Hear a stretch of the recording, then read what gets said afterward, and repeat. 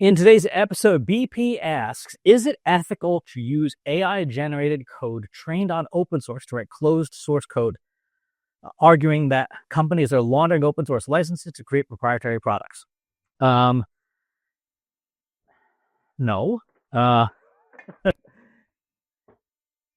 Here's the thing. You cannot copyright ideas. Right? You cannot copyright ideas. And that means that from an AI perspective, if a company says, hey, we want to make a product that's just like this, but not use their IP, but we want to borrow all their ideas, that's legal.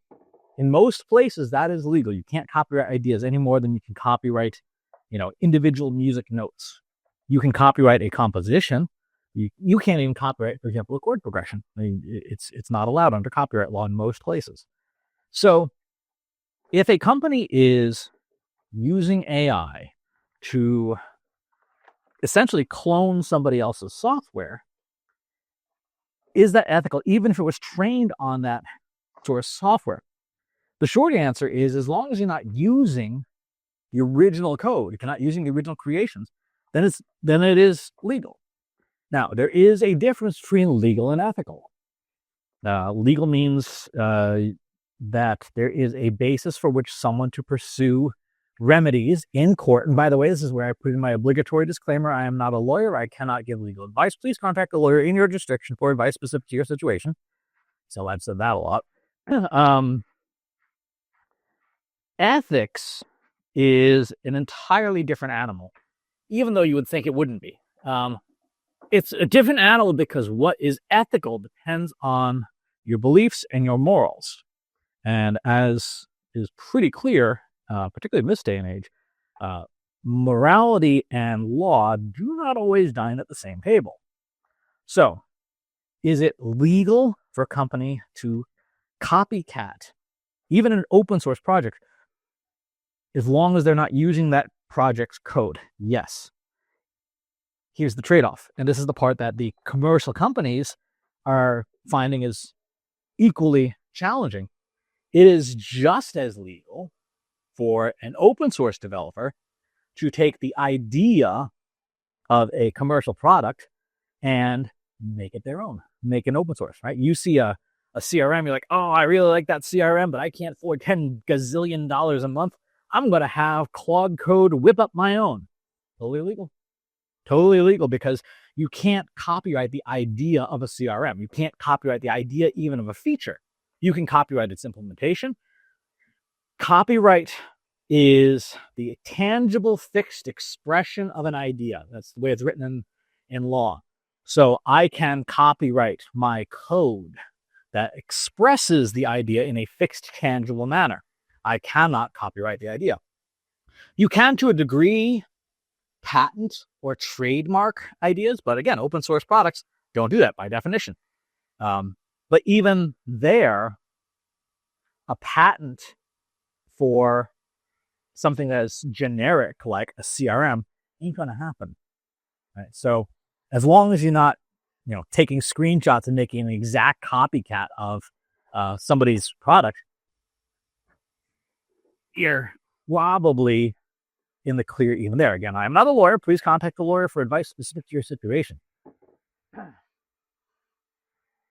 The closed source commercial software community is in much greater danger from AI than the open source community is.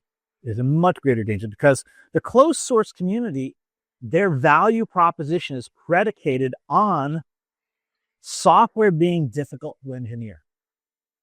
Think about that for a second.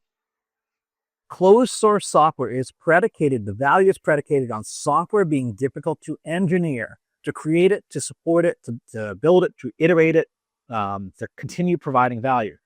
Particularly today in the SaaS model, right? Software as a service. That's sort of been the default for the software industry for the last 25 years. How do we, and every company has pivoted to this, how do we make our software into a subscription so that we're getting money out of the user all the time? Well, guess what? When the user's like, you know what? Maybe I don't want to be paying $29.95 a month for every single application on my computer. I know that's Silicon Valley's dream, but for the average user, that's not so much of a dream. That's when AI becomes the existential risk for them, because if you are even moderately skilled at prompting a tool like Claude Code, even if you don't know a lick of code itself, but you understand coding language, or you understand the software development process, you can make copycat pretty easily. During the holiday break, at the end of 2025, I took a good hard look at my WordPress blog. I have a bunch of plugins that were paid. I had a theme that was paid. I had all this stuff that was subscriptions and things. And I'm like, do I need to be paying this money? Or can I sit down with Claude Code and just end up my voice recorder and just express all the frustrations that I have with everything that's wrong with my website? And the answer was yes, I could do that. And then Claude and I built a new theme for me that does exactly what I want, the way I want it, that functions in a very specific way, and built me a replacement plugin that replaces the 5 other plugins I was paying for with something that I own and control. Now, I have to maintain it.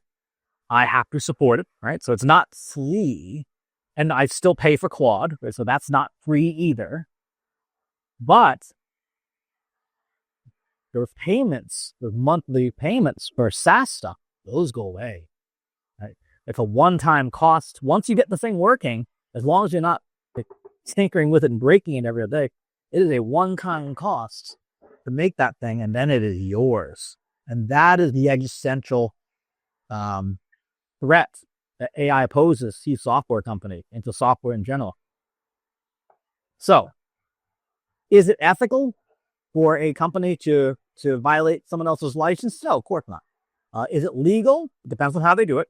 And is the open source community in danger from closed source companies doing this? Not as nearly as much as the other way around.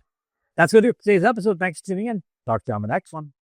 If you enjoyed this video, please hit the like button. Subscribe to my channel if you haven't already. And if you want to know when new videos are available, hit the bell button to be notified as soon as new content is live.